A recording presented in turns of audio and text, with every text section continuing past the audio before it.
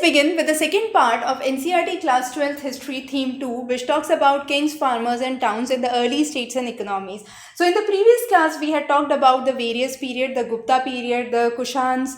Then we talked about the Chola Chera Pandya in the south, the Ashoka period, the Mauryan period. Now, during that period, what happened in terms of land grants is interesting. So, at this time, there were many inscriptions. Some of them were done on stone, the other were done on copper plates, but all of them left certain form of records. Now, these records are very important because they tell us about the grants which were done to the religious institutes, to the Brahmins, and the land granted to the Brahmin was known as Agrahara. Now, this was the land which was granted, and they were exempted from paying any revenue or dues to the king, and this was one of the important ways during that time. Now, most of the inscriptions of that time were in Sanskrit. Now, Sanskrit was a language which was read by Brahmins. However, for the common man, the language at that time was Prakrit.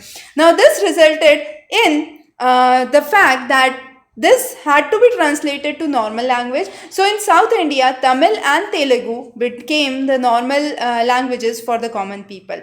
So it was at that time that the court poet of Bhanabhat, the court poet of Harshvardhan, which is Bhanabhat, wrote the biography of Harshvardhan, which was known as Harshcharita. Also, there was one very interesting thing about land grants. The daughter of Chandragupta II was known as Prabhavati Gupta. Now, Prabhavati Gupta, it was believed that during that time, females or girls did not have the land ownership. But Prabhavati Gupta had the land ownership in that period, and this was when she was married to the family of Vakatakas. According to the legends, it has been shown that an independent access to the land was made, and she was a queen, and it was believed that probably since she was a queen, her case was exceptional. But for other rulers, it was believed that yes, land grants was an important means, especially for agriculture. The next is towns and trades. Now, kings and the ruling party lived in the fortified cities. There were these cities were established in the places where we do have present day settlement. So, a lot of excavations cannot be done. Now, what do we understand is through the arts and the architects that the remains that are found. So, the artifacts that are found include the fine polished bowls with glossy finish, which were known as the NBPW, which is the North Black Polished Ware, and they were seen usually with the people who maintained the luxuries. Also, numerous items were seen which ranged from copper, bronze, silver, gold, ivory, glass, terracotta, and so on. The next important was Pataliputra. As we seen, Pataliputra was the capital of the Magad Empire. Now, Pataliputra was the new capital. Rajgir was the old capital, as we had seen. And Pataliputra's new name is Patna. Now, this was on the river route. However, Ujjaini, as we had seen as one of the Mahajanpads, was on the land route. Similarly, there were cities like Mathura, which became the commercial and the cultural center as well. So, Pataliputra is very, very important. Pataliputra was even mentioned in the Chinese text. So, the Chinese pilgrimage was done by Huanzang, and Huanzang has mentioned about Pataliputra, the present day Patna, and has talked about the ruins of this region which were seen. There are also votive inscriptions which are found. That means these are the records of the gifts made to the religious institution. So let's say you donate to a religious institute, so those would go in the votive inscription. So votive inscriptions are specifically done as a gift which is made to the religious institutions, and these votive inscriptions are again an important source of information. As we said, it is not possible to excavate the real fortified cities because we are on the cities where those fortified cities were.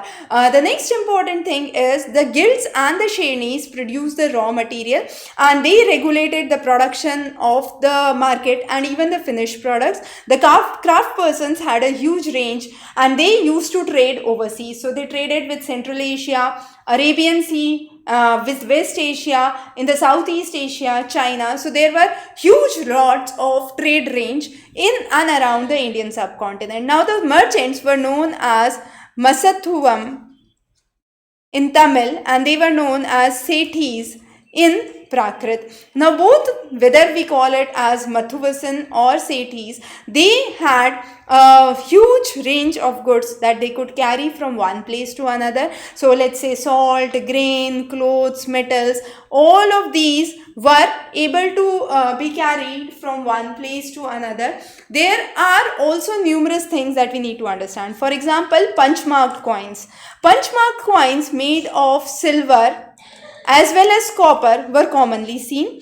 The first gold coins were issued during the period of Kushanas. Now under the NCERT, it is believed that Kanishk was the one to introduce the gold coins. However, some texts also call that Kedifus II was the one who issued the gold coins at first.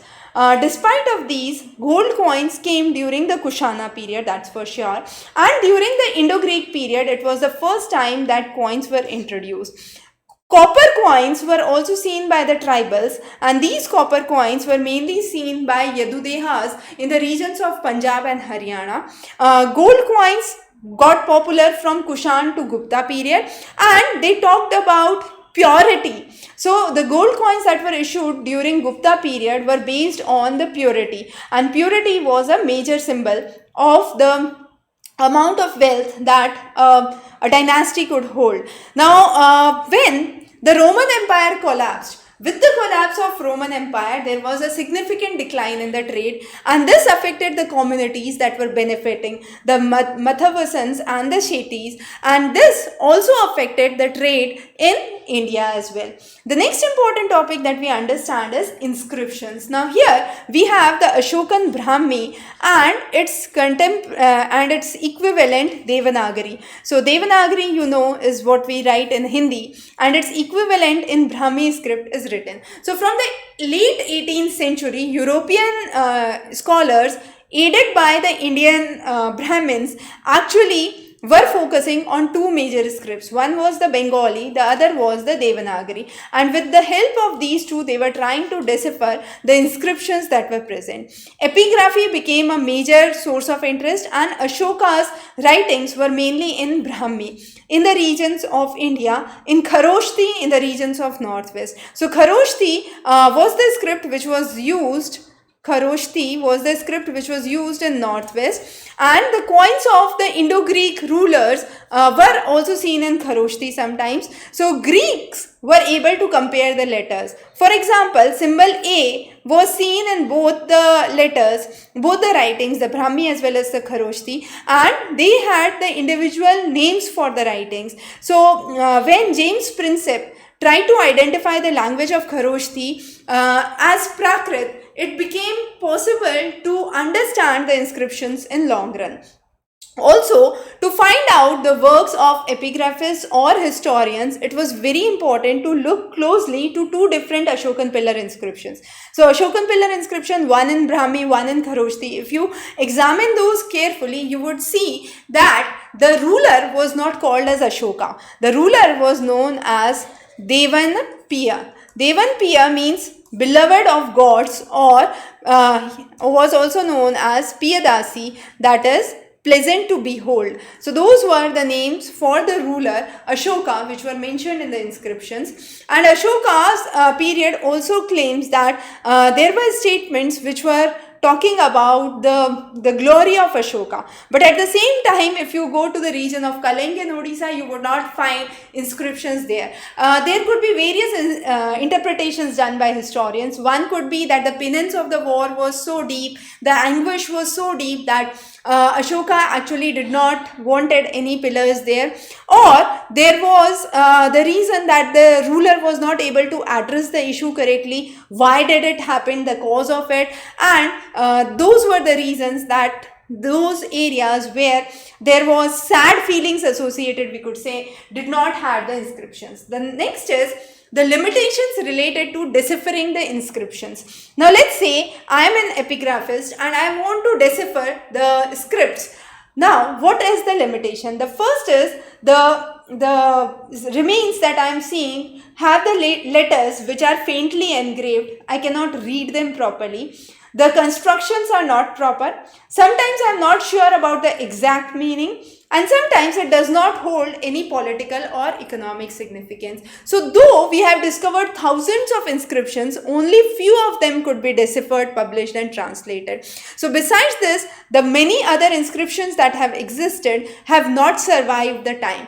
There have been various things, for example, the agricultural practices, the common joys and sorrows of daily existence, which did not find any mention in the inscriptions. So we are also not able to understand the lives of the people at that time very closely, because the routine life was not part of those inscriptions. And the last important thing is, whatsoever we talk about inscriptions, inscriptions are not the only source. There are oral things which are recited from one generation to another, from the old to the new, and the scholars in the late 19th and the 19th and the 20th century got more interested into the histories of individual kings rather their dynasties. And that was another reason that the inscriptions, even if they are being read, they provide us little or limited knowledge about that dynasty and that region. So those were some of the key things that we have covered in this theme. We'll be covering more themes of NCERT Class 12. Stay tuned. Have a wonderful day ahead.